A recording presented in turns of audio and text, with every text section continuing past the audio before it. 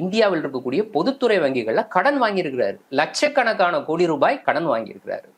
இப்படிப்பட்ட எந்த நேரத்திலும் சரியக்கூடிய இந்த நிறுவனத்துல தான் எல்ஐசி, இந்தியாவின் மிகப்பெரிய பொதுத்துறை காப்பீட்டு நிறுவனமான எல்ஐசி கிட்டத்தட்ட 75,000 கோடி ரூபாயை இன்வெஸ்ட் பண்ணியிருக்காங்க. வங்கிகளுக்கு கிட்டத்தட்ட 2,30,000 கோடி ரூபாய் அளவுக்கு இவர் கொடுக்க வேண்டியது இருக்கு அப்படின்றதெல்லாம் ரிப்போர்ட். இதெல்லாமே ரிப்போர்ட்டா இருக்கு. அப்போ இவர் எதை வைத்து இந்த கடனை வாங்குறாரு அப்படின்னா, நிறுவனத்தை பாத்தீங்களா எவ்வளவு பெரிய வளர்ச்சி. இந்த வளர்ச்சியை நம்ம சரியா புரிஞ்சுக்கணும்.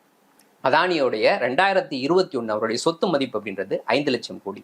2021 2022 அதுல சொத்து மதிப்பு 11 லட்சம் கோடியாக உயருது.